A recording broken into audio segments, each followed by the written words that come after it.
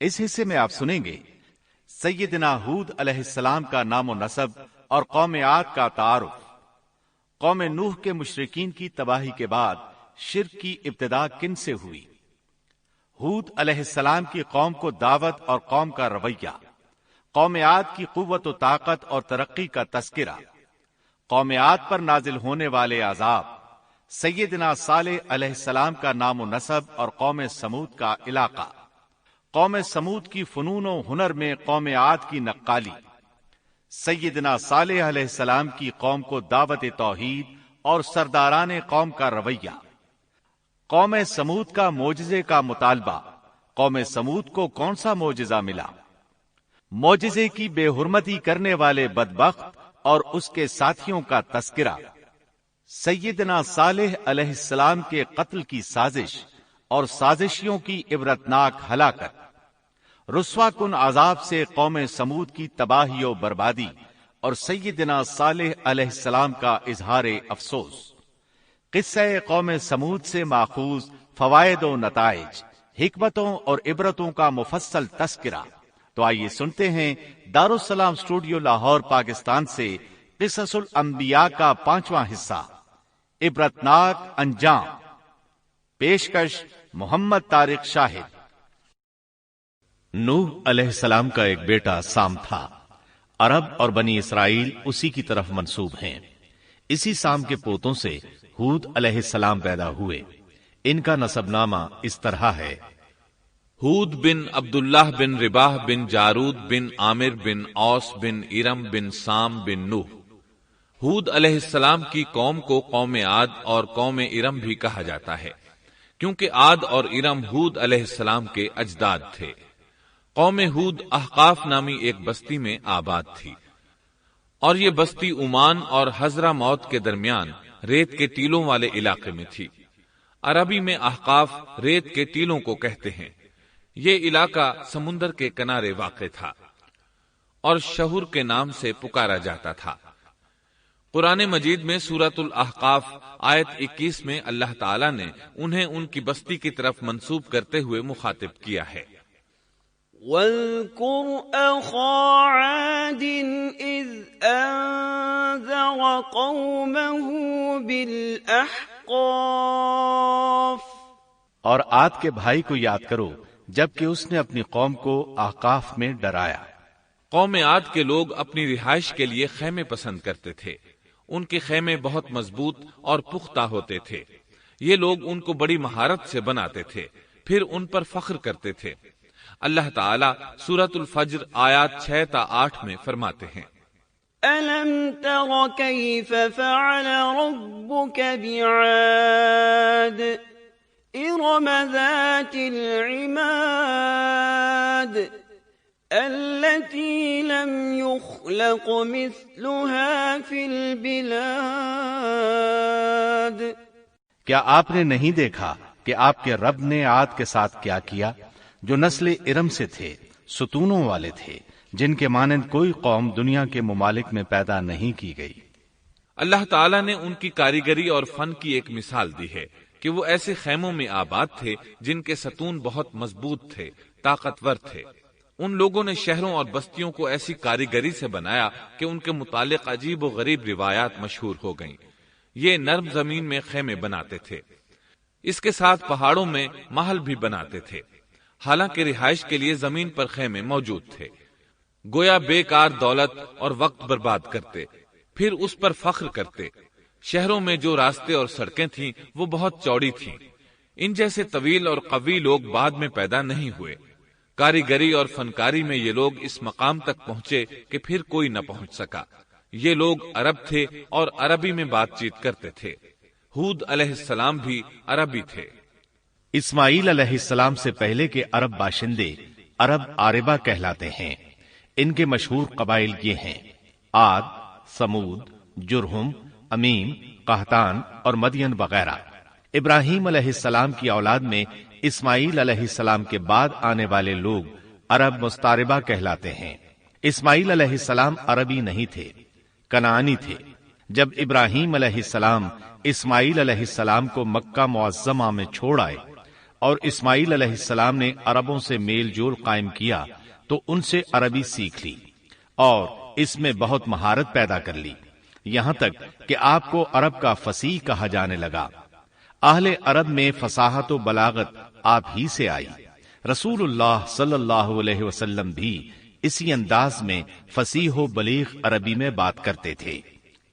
طوفان نوح کے بعد جب دوبارہ لوگوں کو پیدا کیا گیا تو وہ ایک مرتبہ پھر ان بستیوں میں رہنے کے لیے چلے گئے جہاں نوح علیہ السلام رہا کرتے تھے۔ نوح علیہ السلام شام کے شمال اور ترکی کے جنوبی علاقوں میں رہا کرتے تھے۔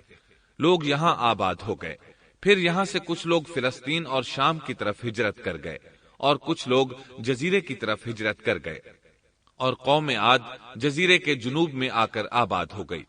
اس وقت تمام لوگ توحید پر تھے۔ طوفان کے ساتھ جب زمین پامال ہو گئی تو اس پر سوائے نوح علیہ السلام کی اولاد کے اور کوئی زندہ نہ رہا۔ یہ لوگ توحید پرست تھے، لیکن وقت کے ساتھ ساتھ قوم عاد آباد ہوئی اور شیطان نے ان کے دلوں میں وسوسہ ڈالا، اس طرح وہ شیطان کی عبادت کرنے لگے۔ چنانچہ قوم نوح کے بعد سب سے پہلے جس قوم نے بت پرستی اختیار کی وہ قوم عاد تھی۔ اس قوم کو اللہ تعالیٰ نے بہت ڈیل ڈال دیا تھا، وہ بہت طاقتور قوم تھی۔ مفسرین بیان کرتے ہیں کہ ان کے جسم بہت مضبوط اور ٹھوس تھے، قد بہت لمبے تھے۔ آدم علیہ السلام کا قد 60 ہاتھ تھا، اس قوم کا قد بھی قریباً اتنا ہی تھا۔ اس طرف سورۃ الاعراف آیت 69 میں اشارہ موجود ہے۔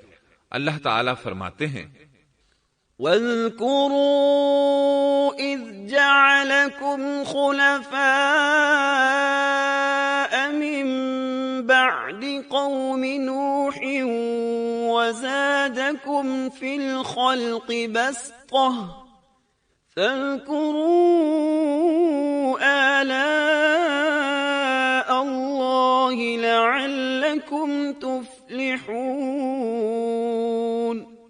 اور تم وہ حالت یاد کرو جب اللہ نے تمہیں قوم نوح کے بعد جانشین بنایا اور ڈیل ڈول میں تمہیں زیادہ پھیلاؤ دیا، سو تم اللہ کی نعمتوں کو زیادہ یاد کرو تاکہ تم فلاح پا جاؤ۔ ہود علیہ السلام کی زبانی اللہ تعالیٰ ان کی فنکاری کو بیان کرتے ہوئے فرماتے ہیں کہ ہود علیہ السلام نے ان سے کہا، کیا تم ایک ایک ٹیلے پر بطور کھیل نشان لگا رہے ہو؟ مطلب یہ کہ یہ لوگ پہاڑوں کی چوٹیوں پر محل تعمیر کرتے تھے۔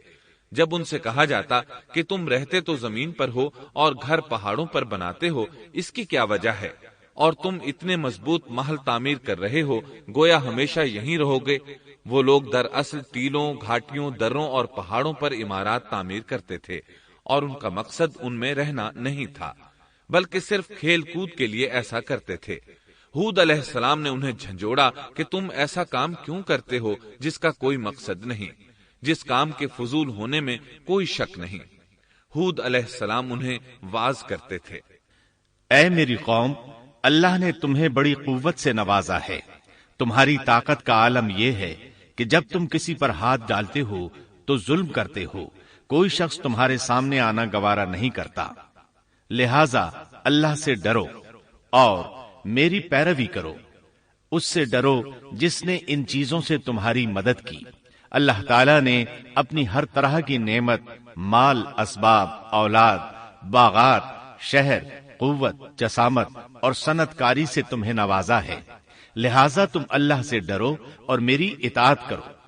لیکن ان کی قوم نے کوئی اثر نہ لیا، نہ ان پر ایمان لائی، الٹا لگی تکبر کرنے، اللہ کی حمد کی بجائے اس کی ناشکری کرنے لگی۔ اور تکبر کے بارے میں بات یہ ہے کہ جب سے ابلیس نے اس کو اختیار کیا، یہ اس وقت سے آزمائش بن چکا ہے۔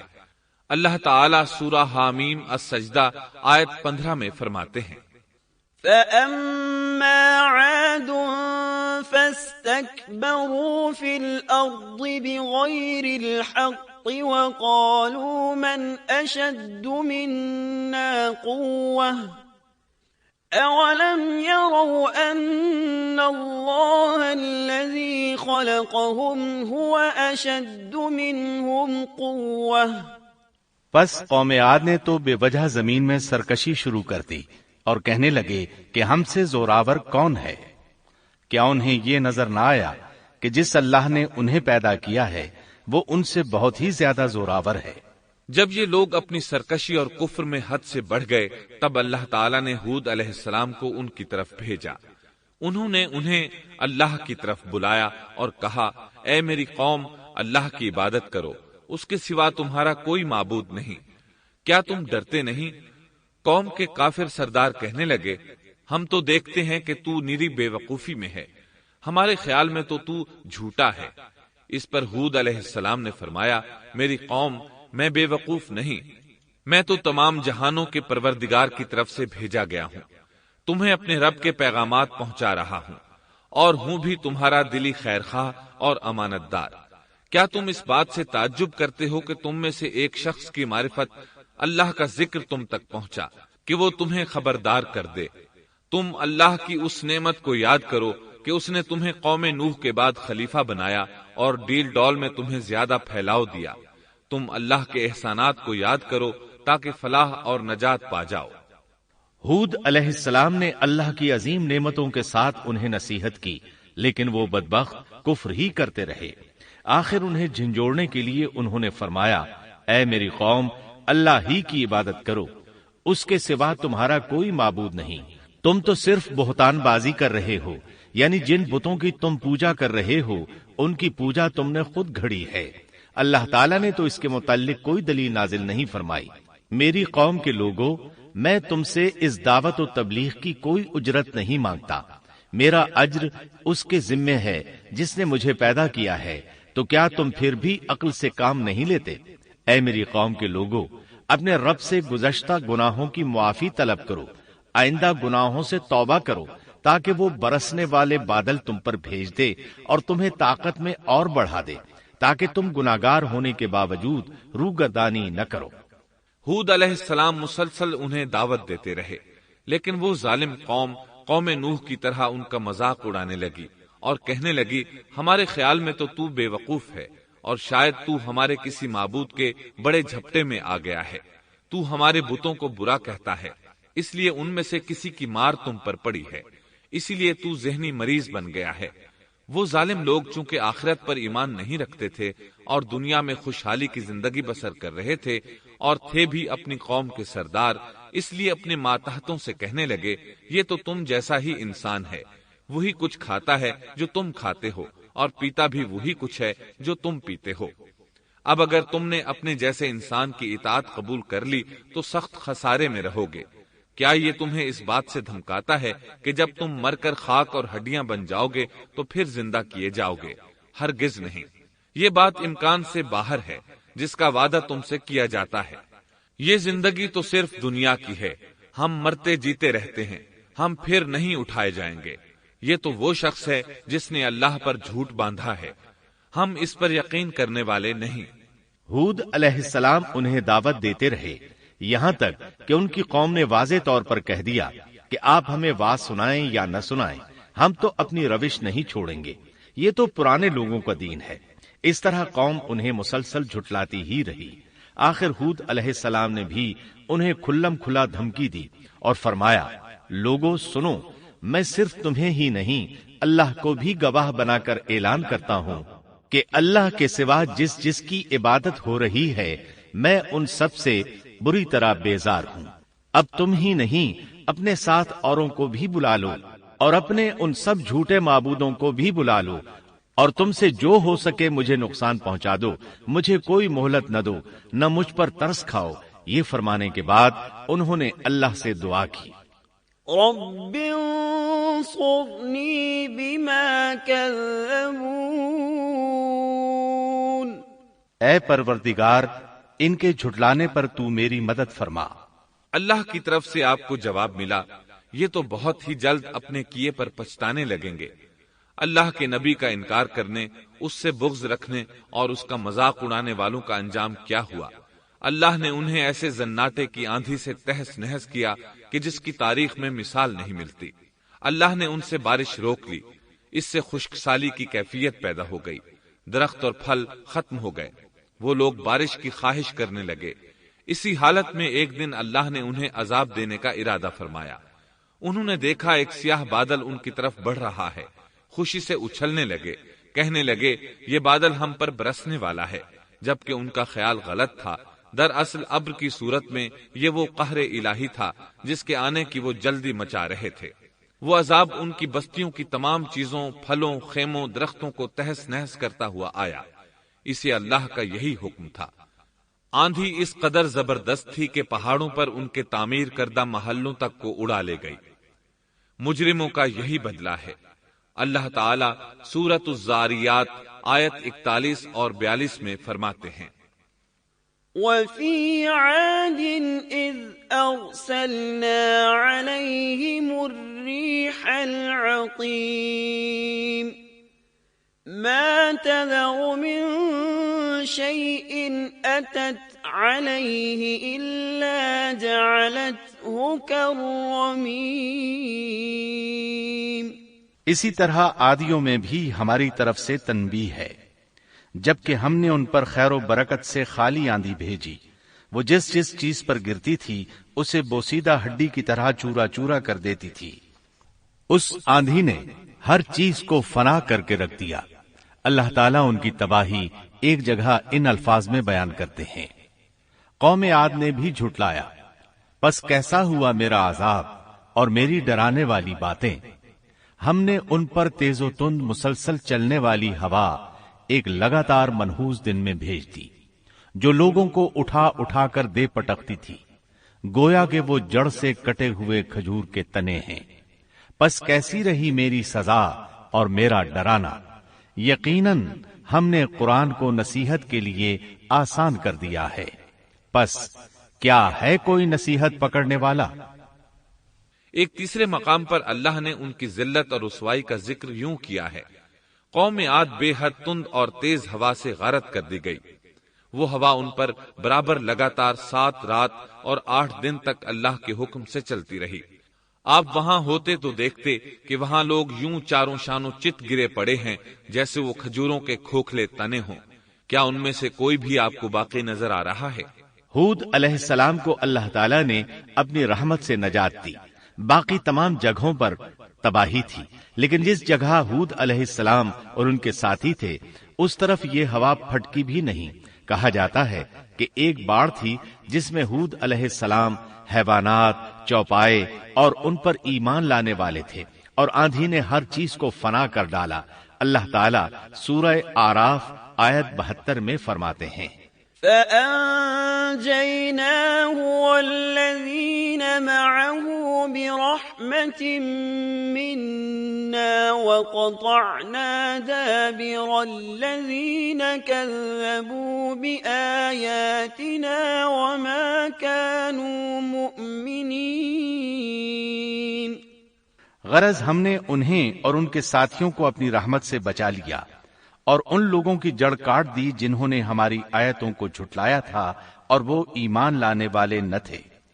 اسی طرح سورہ ہود میں اللہ فرماتے ہیں، جب ہمارا حکم آ پہنچا تو ہم نے ہود کو اور ان کے ساتھیوں کو اپنی خاص رحمت سے نجات دی۔ ہم نے ان سب کو سخت عذاب سے صاف بچا لیا۔ یہ تھے قوم عاد کے لوگ جنہوں نے اپنے رب کی آیتوں کا انکار کیا اور اس کے رسولوں کی نافرمانی کی، اور ہر ایک سرکش نافرمان کے حکم کو مانا۔ دنیا میں بھی ان پر لعنت لگا دی گئی اور قیامت کے دن بھی۔ دیکھ لو، قوم عاد نے اپنے رب سے کفر کیا، ہود کی قوم عاد پر لعنت ہو۔ اس طرح قوم عاد تباہ ہو گئی۔ ان کے بعد مومنوں نے ان کے باقی بچ جانے والے مکانات پر قبضہ کر لیا اور وہاں رہنے لگے۔ پھر ہود علیہ السلام نے حضرہ موت میں وفات پائی۔ اب ہم آتے ہیں سیدنا صالح علیہ السلام کے قصے کی طرف۔ دن گزرتے گئے اور لوگ ایک بار پھر ابلیس لعین کے وسوسے میں آ کر کفر کی طرف پلٹ آئے، کیونکہ ابلیس کسی بھی شخص کو وسوسے میں ڈالے بغیر نہیں چھوڑتا۔ اس طرح ایک بار پھر کفر پھیل گیا۔ چنانچہ اللہ نے ان کی ہدایت کے لیے صالح علیہ السلام کو مبعوث فرمایا۔ یہ سمود کے پوتوں میں سے ایک عربی نبی تھے۔ ان کا نسب نامہ اس طرح ہے: صالح بن عبید بن سیاف بن ماشح بن عبید بن حاضر بن سمود بن ارم بن سام بن نوح علیہ السلام۔ گویا صالح علیہ السلام کا تعلق قوم سمود سے تھا، اور یہ قوم عاد کی نسل سے تھی۔ سمود کی قوم نے یمن کو خیر بات کہا اور جزیرے سے شمال کی طرف منتقل ہو گئے، پھر وہاں ہجر نامی ایک بستی میں جا ٹھہرے۔ قرآن کریم کی سورۃ الحجر اسی بستی کے نام سے موسوم ہے۔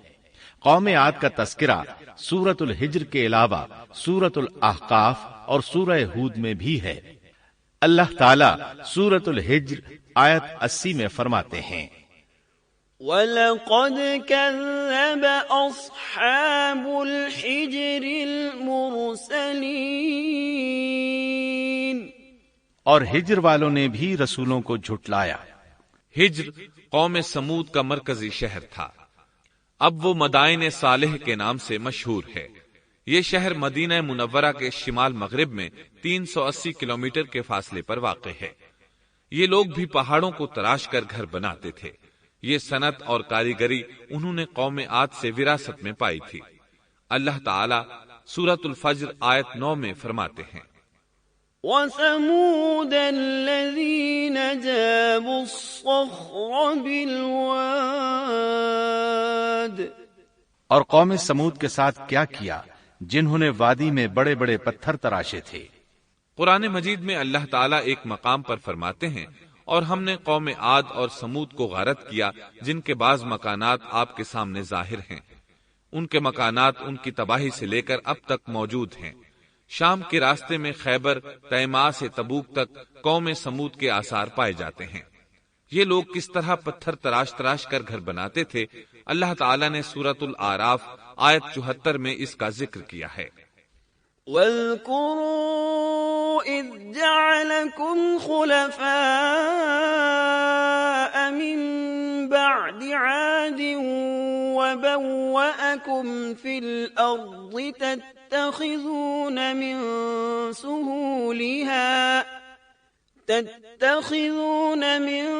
سُهُولِهَا قُصُورًا وَتَنْحِتُونَ الْجِبَالَ بُيُوتًا فَاذْكُرُوا آلَاءَ اللَّهِ وَلَا تَعْثَوْا فِي الْأَرْضِ مُفْسِدِينَ۔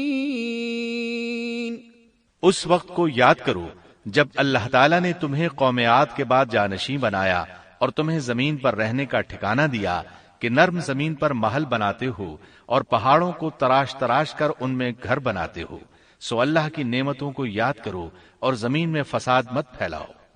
یہ آیت ان کی طاقت، جسم کی صلاحیت اور ماہر فن ہونے پر دلیل ہے۔ پہاڑوں کو تراشنا دراصل قوم عاد کی عادت تھی۔ یہ بھی چونکہ انہی سے تھے، اس لیے وراثت میں یہ کام انہیں بھی آ گیا تھا۔ جس طرح اللہ نے عاد کو اپنی نعمتوں سے نوازا تھا، اسی طرح سمود کو ان سے بڑھ کر نعمتیں دی تھیں۔ اللہ تعالیٰ صالح علیہ السلام کی زبانی ان سے فرماتے ہیں، اے قوم سمود، کیا تمہیں ان چیزوں میں بے فکری سے رہنے دیا جائے گا، یعنی باغات، چشموں، کھیتوں اور کھجوروں میں جن کا خوشہ ملائم ہے، اور تم پہاڑوں کو تراش کر پرتکلف گھر بناتے ہو، پس اللہ سے ڈرو اور میرا کہنا مانو۔ لیکن ان لوگوں نے ہر طرح سے قوم عاد کی پیروی کی، نصیحت پکڑنے کی بجائے بتوں کی عبادت شروع کر دی۔ اللہ نے ان کے درمیان صالح علیہ السلام کو مبعوث فرمایا۔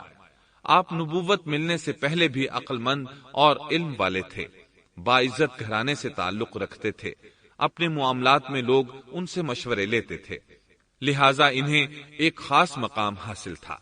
لیکن جب آپ نے انہیں ایک اللہ پر ایمان لانے، اس کے سوا کسی کی عبادت نہ کرنے کی دعوت دی تو ان کا ساتھ چھوڑ گئے۔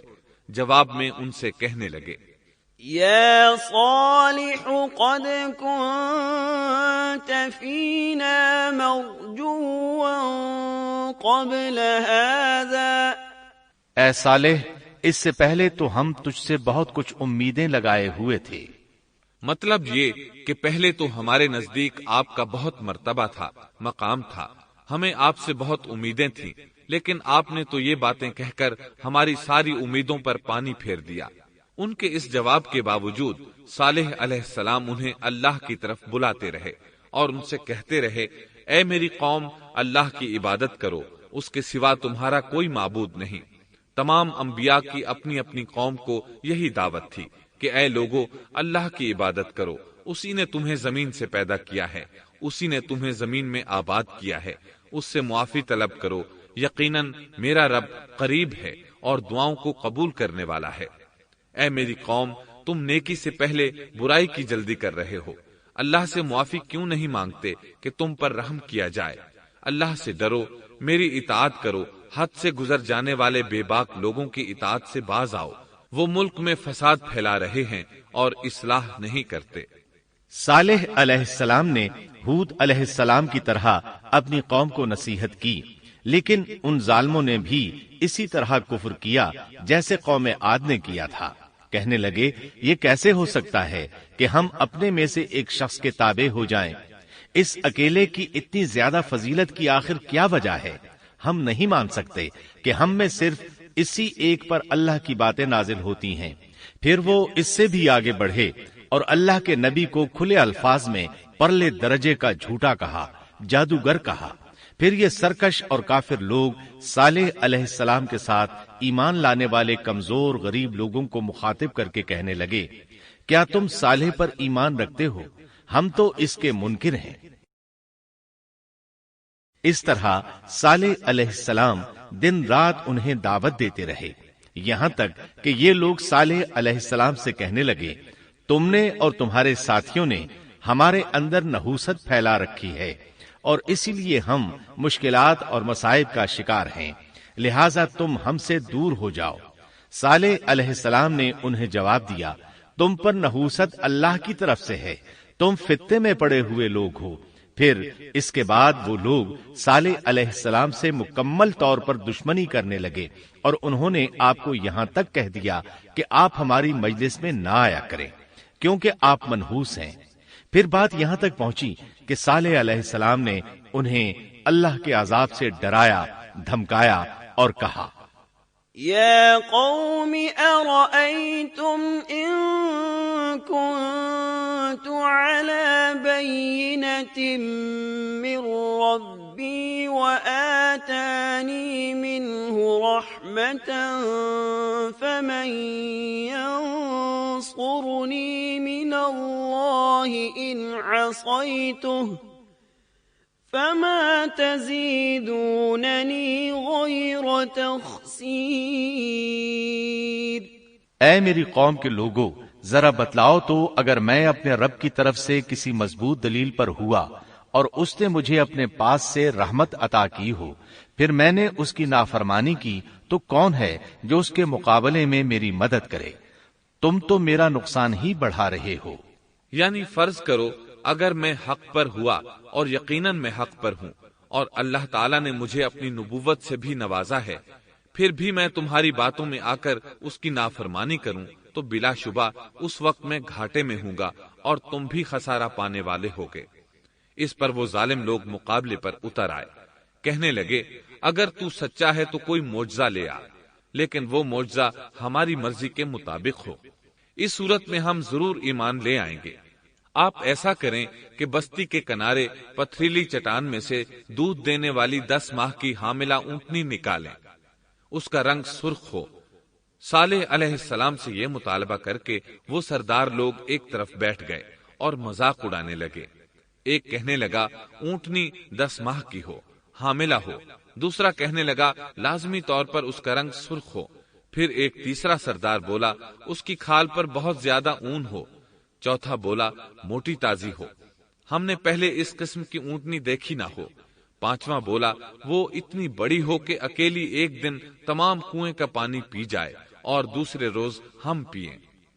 یہ لوگ اسی طرح مذاق اڑا رہے تھے کہ صالح علیہ السلام نے ان سے کہا، اگر تمہاری مطلوبہ اونٹنی تمہیں مل جائے تو کیا تم ایمان لے آؤ گے؟ سب نے مل کر کہا، ہاں ضرور لے آئیں گے۔ صالح علیہ السلام نے فرمایا، تب تم ایک دن سب لوگوں کو جمع کر لو۔ مقررہ دن وہ لوگ جمع ہو گئے۔ ان کی موجودگی میں صالح علیہ السلام نے اللہ سے دعا کی، زمین پر زلزلہ طاری ہوا، ان کی آنکھوں کے سامنے چٹان پھٹی اور اس سے بالکل ویسی ہی اونٹنی نکلی جیسا کہ ان کا مطالبہ تھا۔ انہوں نے اپنی زندگی میں ایسی اونٹنی کبھی نہیں دیکھی تھی، اس میں وہ تمام صفات موجود تھیں جن کا ذکر ان لوگوں نے کیا تھا۔ اللہ تعالیٰ صالح علیہ السلام کی زبانی سورہ ہود आयत 64 में फरमाते हैं, وَيَا قَوْمِ هَٰذِهِ نَاقَةُ اللَّهِ لَكُمْ آيَةً فَذَرُوهَا تَأْكُلْ فِي أَرْضِ اللَّهِ وَلَا تَمَسُّوهَا بِسُوءٍ فَيَأْخُذَكُمْ عَذَابٌ قَرِيبٌ۔ اے میری قوم، یہ اللہ کی بھیجی ہوئی اونٹنی ہے، یہ تمہارے لیے ایک معجزہ ہے۔ اب تم اسے اللہ کی زمین میں کھاتی ہوئی چھوڑ دو اور اسے کسی طرح کی تکلیف نہ پہنچاؤ، ورنہ فوری عذاب تمہیں آ پکڑے گا۔ اس اونٹنی کو چونکہ کسی اونٹنی نے جنم نہیں دیا تھا، اس لیے اس کو ناقۃ اللہ یعنی اللہ کی اونٹنی کہا گیا۔ پھر صالح علیہ السلام نے فرمایا، لوگو سن لو، ایک دن یہ اونٹنی پانی پیے گی، ایک دن تم پیو گے، تم میں سے کوئی اسے تکلیف نہ پہنچائے، ورنہ اللہ کا بدترین عذاب تم پر نازل ہوگا۔ سورۃ القمر میں اللہ فرماتے ہیں، بے شک ہم اونٹنی کو ان کے لیے آزمائش بنا کر بھیج رہے ہیں، تم صبر کے ساتھ ان کے انجام کا انتظار کرو۔ اس نشانی کے ظہور کے بعد اللہ تعالیٰ نے صالح علیہ السلام کو مخاطب کر کے فرمایا، تم اب دیکھتے رہو کہ ان کا انجام کیا ہوتا ہے، ان کی سختیوں پر صبر کرو، ان سے کہہ دو کہ پانی پر ایک دن ان کا اختیار ہوگا اور ایک دن اس اونٹنی کا، خبردار کوئی زیادتی نہ کرے اور اس اونٹنی کو پانی پینے سے نہ روکے۔ سورۃ الشمس میں اللہ تعالیٰ فرماتے ہیں کہ ان سے اللہ کے رسول نے فرما دیا تھا کہ اللہ کی اونٹنی کی اور اس کے پانی پینے کی باری کی حفاظت کرو، یعنی اسے نہ تو پانی پینے سے روکو اور نہ ہی اسے کوئی تکلیف پہنچاؤ۔ اس معجزے کو دیکھ کر لوگ دو گروہوں میں بٹ گئے۔ بہت کم لوگوں نے صالح علیہ السلام کی پیروی کی، ان پر ایمان لائے، جبکہ اکثر لوگ پھر بھی اپنے کفر پر ڈٹے رہے۔ اللہ تعالیٰ فرماتے ہیں، ان لوگوں نے خود معجزے کا مطالبہ کیا تھا، لیکن اس کو اپنی آنکھوں سے دیکھنے کے باوجود ظلم پر اڑے رہے اور کفر پر اصرار کرتے رہے۔ سورۃ الحجر آیت 81 میں اللہ فرماتے ہیں، وَآتَيْنَاهُمْ آيَاتِنَا فَكَانُوا عَنْهَا مُعْرِضِينَ۔ اور انہیں ہم نے اپنی نشانیاں بھی عطا فرمائی تھیں، لیکن پھر بھی وہ ان سے گردن موڑنے والے ہی رہے۔ اسی طرح سورہ بنی اسرائیل میں اللہ تعالیٰ فرماتے ہیں، ہم نے قوم سمود کو نشان کے طور پر اونٹنی عطا فرمائی تھی، لیکن انہوں نے اس پر ظلم کیا۔ بلا شبہ وہ ایک واضح نشانی تھی، کوئی شخص یہ نہیں کہہ سکتا تھا کہ جادوگروں نے اسے پیدا کیا ہے۔ وہ اونٹنی ان میں موجود رہی، ان کے علاقے میں جہاں چاہتی چرتی، جب کنویں پر پانی پینے جاتی تو سارا پانی پی جاتی، وہ لوگ اس کا دودھ پیتے، دودھ سب کے لیے کافی ہو جاتا۔ ان کی آنکھوں کے سامنے اس نے ایک بچے کو جنم دیا، وہ شکل صورت میں بالکل اپنی ماں جیسا تھا، لوگ اسے دیکھ کر تعجب کرتے، بچہ اونٹنی کے ساتھ رہتا، یہ ایک واضح نشانی تھی، اس پر جادو کا گمان کیا ہی نہیں جا سکتا تھا۔ وہ اونٹنی ایک عرصے تک ان لوگوں میں رہی۔ اللہ فرماتے ہیں، ہم نے قوم سمود کو بطور نشان کے ایک اونٹنی دی تھی، لیکن انہوں نے اس پر ظلم کیا، حالانکہ یہ نشانیاں ہم لوگوں کو ڈرانے کے لیے ہی بھیجتے ہیں۔ وہ لوگ اس اونٹنی کو دیکھ کر متعجب ضرور ہوئے، لیکن ایمان پھر بھی بہت کم لوگ لائے، حالانکہ اس نشانی کے بعد انہیں چاہیے تھا ایمان لے آئیں۔ پھر ایک دن قوم کے سرداروں نے مشورہ کیا کہ اگر ہم نے صالح کو اسی طرح چھوڑ دیا تو کہیں لوگ ہمیں نہ چھوڑ دیں اور صالح کے پیروکار بن جائیں۔ اس اونٹنی نے تو ہمیں مصیبت میں ڈال دیا ہے، ہم پورا ایک دن پانی کو چھو بھی نہیں سکتے، کیونکہ یہ سارا دن پانی پیتی رہتی ہے۔ پھر یہ اس قدر دیو ہیکل ہے کہ اسے دیکھ کر ہماری بکریاں بھاگ جاتی ہیں، اونٹ اسے دیکھ کر خوفزدہ ہو جاتے ہیں، لہٰذا ہمیں چاہیے کہ اس سے چھٹکارا حاصل کر لیں۔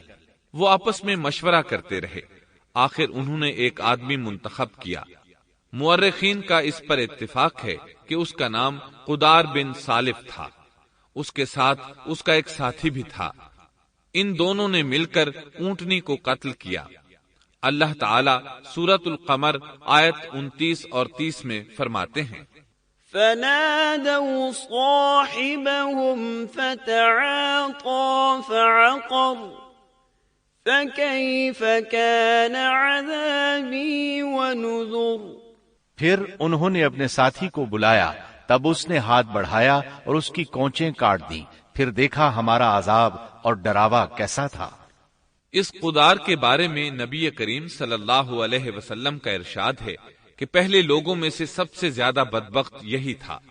اللہ تعالیٰ نے قرآن مجید میں اس کا ذکر یوں فرمایا ہے، فنادوا صاحبہم، پھر انہوں نے اپنے ساتھی کو پکارا۔ سورۃ الشمس میں اللہ فرماتے ہیں، اذ انبعث اشقاها، جب ان میں بڑا بدبخت شخص اٹھ کھڑا ہوا۔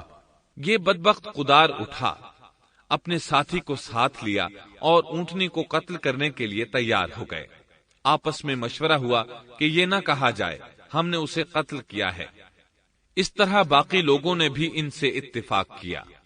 اللہ تعالیٰ سورہ نمل آیت 48 میں فرماتے ہیں، وَكَانَ فِي الْمَدِينَةِ 9 رَهْطٍ يُفْسِدُونَ فِي الْأَرْضِ وَلَا يُصْلِحُونَ، اور اس شہر میں 9 آدمی ایسے تھے جو زمین میں فساد کرتے تھے اور اصلاح نہیں کرتے تھے۔ مطلب یہ کہ یہ لوگ فساد کی انتہا کو پہنچے ہوئے تھے، ان میں بھلائی نام کو نہیں تھی اور نہ ان کا فساد کی اصلاح کا ارادہ تھا۔ بخاری، مسلم اور مسند احمد کی ایک حدیث میں ہے، رسول اللہ صلی اللہ علیہ وسلم نے ایک بار اپنے خطبے میں اس اونٹنی اور اسے مار ڈالنے کا ذکر فرمایا۔ آیت اذ انبعث اشقاها کی تلاوت کرتے ہوئے فرمایا کہ جیسے ابو زمعہ تھا، اسی جیسا یہ شخص بھی اپنی قوم میں عزیز، دلیر اور بڑا آدمی تھا۔ تمام لوگوں نے اس بدبخت کے ساتھ عہد کیا اور اسے یقین دہانی کرائی کہ اگر تمہارے ساتھ کسی نے برائی کا ارادہ کیا تو تمام قوم تمہاری حمایت میں اٹھ کھڑی ہوگی۔ اس یقین دہانی کے بعد یہ بدبخت اونٹنی کے انتظار میں بیٹھ گئے۔ اونٹنی پہاڑ کی طرف سے آتی تھی اور پانی پی کر واپس چلی جاتی تھی، یہی اس کا معمول تھا۔ جب ان لوگوں نے چٹان سے اونٹنی کو نکلتے دیکھا تو اچانک حملہ کرنے کے لیے آگے بڑھے، لیکن اس کا جثہ دیکھ کر خوفزدہ ہو گئے، الٹے پاؤں بھاگے۔ بدبخت قدار نے اپنے ساتھیوں کی یہ حالت دیکھی تو ہنس پڑا اور آگے بڑھ کر اونٹنی کی ران میں تیر مارا۔ اس سے اونٹنی کی ران کی ہڈی ٹوٹ گئی اور وہ نیچے گر گئی۔ پھر اس ظالم نے اپنے ساتھیوں کو آواز دی اور آگے بڑھ کر اونٹنی کی کونچیں کاٹ دی۔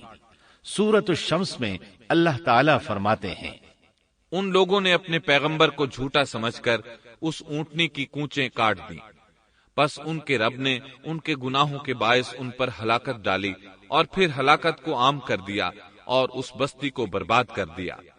اونٹنی کی کونچیں کاٹ دیے جانے کے بارے میں اللہ تعالیٰ ایک دوسرے مقام پر فرماتے ہیں کہ پس انہوں نے اونٹنی کو مار ڈالا اور اپنے پروردگار کے حکم سے سرتابی کی اور کہنے لگے، اے صالح، جن عذابوں سے تو ہمیں دھمکاتا رہتا تھا، اگر تو واقعی پیغمبر ہے تو ان عذابوں کو ہم پر نازل کرا دے۔ اونٹنی پر حملہ ہوتے ہی اس کا بچہ بھاگ نکلا تھا۔ وہ پہاڑ کی چوٹی پر چڑھ گیا، 3 مرتبہ بلبلایا۔ یہ بدبخت اس کے پیچھے بھاگے اور آخر اسے بھی قتل کر دیا۔ پھر تمام بستی والے جمع ہوئے، اونٹنی اور اس کے بچے کا گوشت تیار کیا اور مزے کے ساتھ اس کو کھایا۔ اس جرم میں ان سب نے شرکت کی، البتہ جو لوگ صالح علیہ السلام پر ایمان لے آئے تھے وہ الگ تھلگ رہے۔ صالح علیہ السلام کو جب یہ خبر ملی تو وہ گھبرائے ہوئے اونٹنی کے پاس پہنچے۔ اونٹنی بے جان پڑی تھی، اس کا بچہ بھی بے جان تھا۔ لوگ ان کے گرد جمع تھے اور ان کا گوشت کھا رہے تھے۔ اس وقت صالح علیہ السلام نے ان سے کہا، فقال تمتعوا في داركم 3 أيام ذلك وعد غير مكذوب۔ اس پر صالح نے کہا کہ اچھا تم 3 دن تک اپنے گھروں میں رہ سہ لو، یہ وعدہ جھوٹا نہیں ہے۔ مطلب یہ کہ تمہیں صرف 3 دن کی مہلت ہے، اس کے بعد تم سب کے سب ہلاک کیے جاؤ گے۔ وہ صالح علیہ السلام کی بات کو رد کرتے ہوئے انہیں دھمکیاں دینے لگے کہ جن عذابوں کا تو ہم سے وعدہ کر رہا ہے اگر تو سچا ہے تو ان کو ہم پر نازل کر دے۔ اس کے بعد وہ جمع ہو کر مشورہ کرنے لگے کہ آج رات صالح کو بھی مار ڈالو۔ ان کے اس مشورے کے بارے میں اللہ تعالی سورۃ النمل آیات 48 اور 49 میں فرماتے ہیں، اس شہر میں 9 سردار تھے، وہ زمین میں فساد پھیلاتے رہتے تھے اور اصلاح نہیں کرتے تھے۔ انہوں نے آپس میں بڑی بڑی قسمیں کھا کھا کر عہد کیا کہ رات ہی کو صالح اور اس کے گھر والوں پر چھاپا ماریں گے اور اس کے وارثوں سے صاف کہہ دیں گے کہ ہم اس کے اہل کی ہلاکت کے وقت موجود نہیں تھے اور ہم بالکل سچے ہیں۔ اب یہ لوگ صالح علیہ السلام کے گھر کی طرف چلے۔ اللہ تعالیٰ سورۃ النمل آیات 50 اور 51 میں فرماتے ہیں، وَمَكَرُوا مَكْرًا وَمَكَرْنَا مَكْرًا وَهُمْ لَا يَشْعُرُونَ فَانظُرْ كَيْفَ كَانَ عَاقِبَةُ مَكْرِهِمْ أَنَّا دَمَّرْنَاهُمْ وَقَوْمَهُمْ أَجْمَعِينَ۔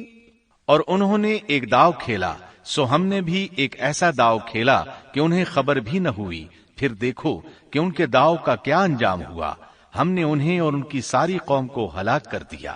صالح علیہ السلام کا گھر پہاڑ کی بلندی پر تھا۔ یہ فسادی لوگ ابھی اوپر چڑھ رہے تھے کہ زمین حرکت کرنے لگی۔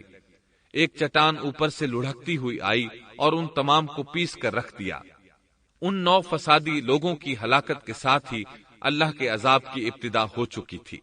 چنانچہ صالح علیہ السلام نے اپنے ساتھیوں کے ساتھ اس بستی کو چھوڑ دیا، یعنی وہ ہجر کے علاقے سے نکل گئے۔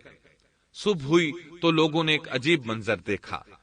قوم سمود کے تمام لوگوں کے چہرے زرد پڑ چکے تھے، وہ سب رونے لگے کیونکہ عذاب کے آثار شروع ہو چکے تھے۔ دوسرے دن تمام لوگوں کے چہرے آگ کی طرح سرخ ہو گئے اور تیسرے دن تمام کے چہرے سیاہ ہو چکے تھے۔ اپنی یہ حالت دیکھ کر سب لوگ رونے اور چیخ پکار کرنے لگے، اپنی قبریں کھودنے لگے۔ اب انہیں یقین ہو چکا تھا کہ عذاب کا وعدہ برحق تھا۔ اللہ تعالیٰ نے انہیں پہلی قوموں کی طرح ایک قسم کا عذاب نہیں دیا تھا، جیسے قوم نوح کو صرف طوفان کے ذریعے ہلاک کیا گیا، قوم عاد کو صرف طوفانی ہوا کے ذریعے ہلاک کیا گیا، لیکن قوم سمود کو اللہ تعالیٰ نے طرح طرح کے عذابوں سے دوچار کیا، اس لیے کہ انہوں نے اپنی مطلوبہ شرط پوری ہونے کے باوجود ایمان قبول نہیں کیا تھا۔ عذاب کی ابتدا زلزلے سے ہوئی، زمین حرکت کرنے لگی۔ اس کی وجہ سے وہ لوگ اپنے گھروں میں اوندھے کے اوندھے پڑے رہ گئے، ان میں اٹھنے کی طاقت تک نہ رہی۔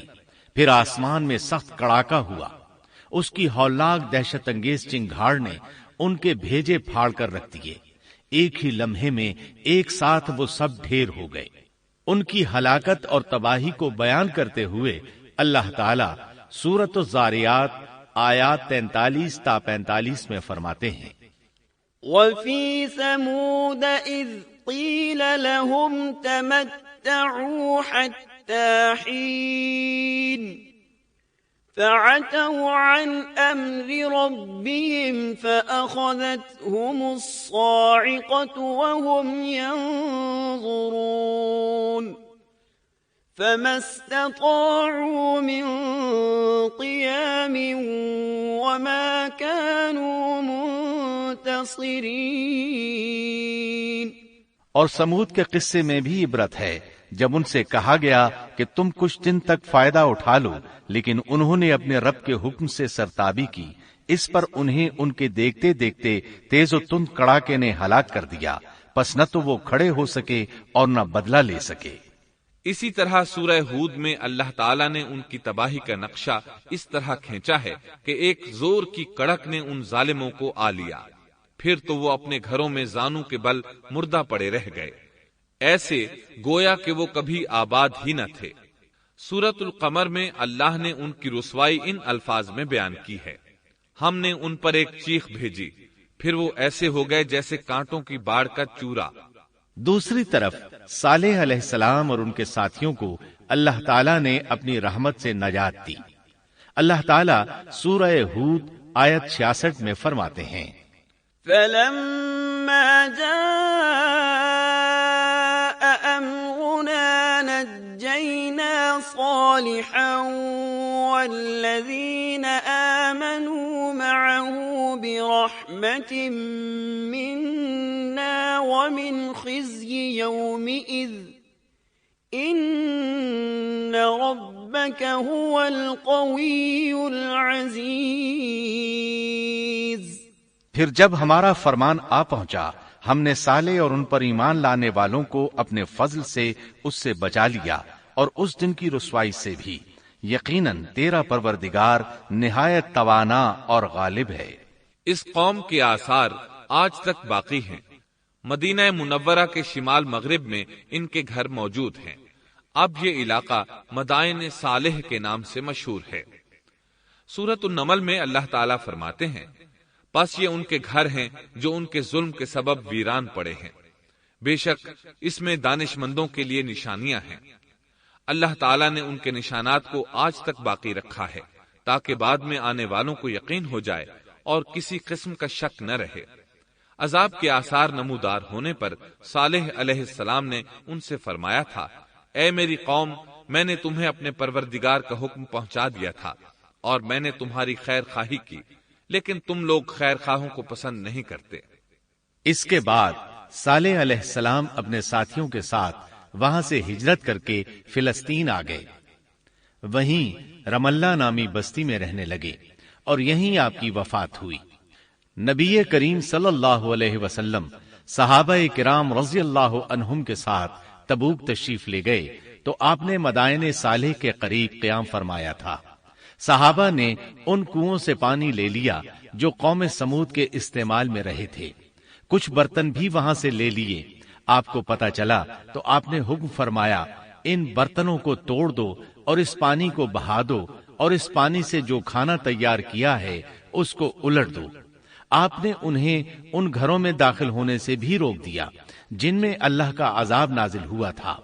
آپ صلی اللہ علیہ وسلم نے فرمایا، میں ڈرتا ہوں تم پر بھی ایسا عذاب نہ آ جائے جیسا ان پر آیا تھا، اس لیے ان کے علاقے میں داخل نہ ہوا کرو، اور اگر داخل ہونا پڑ جائے تو روتے ہوئے داخل ہوا کرو، اور رونا نہ آئے تو رونے جیسی شکلیں بنا لیا کرو تاکہ تمہارا شمار ظالموں میں نہ ہو۔ اللہ تعالیٰ فرماتے ہیں، ألا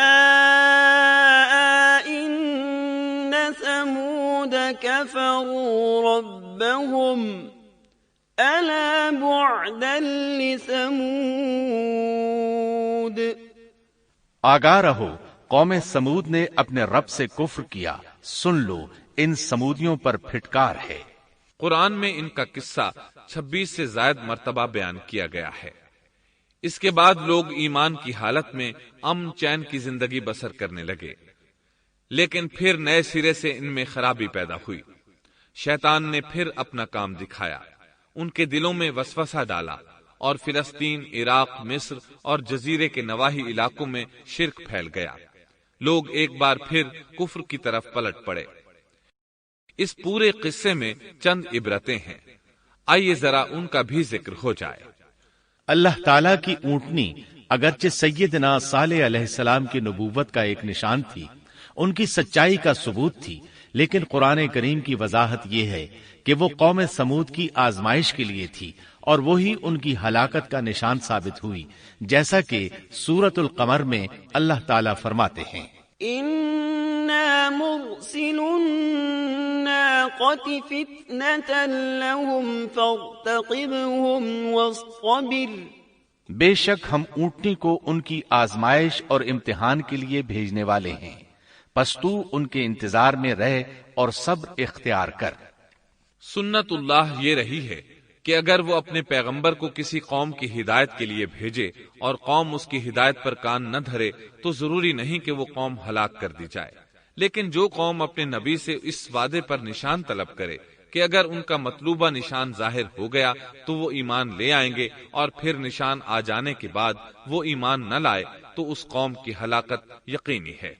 اللہ تعالیٰ پھر اس قوم کو معاف نہیں کرتے جب تک کہ وہ تائب نہ ہو جائے اور اللہ کے دین کو قبول نہ کرے۔ یا عذاب الہی سے صفائے ہستی سے مٹ کر دوسروں کے لیے عبرت کا نشان بن جائے۔ لیکن اس سنت سے نبی کریم صلی اللہ علیہ وسلم کی امت مستثنا ہے، اس لیے کہ آپ صلی اللہ علیہ وسلم نے وضاحت فرمائی ہے، میں نے اللہ تعالیٰ سے دعا مانگی ہے کہ اللہ تعالیٰ میری امت میں عذاب عام مسلط نہ فرمائے، اور اللہ نے میری دعا قبول فرما لی۔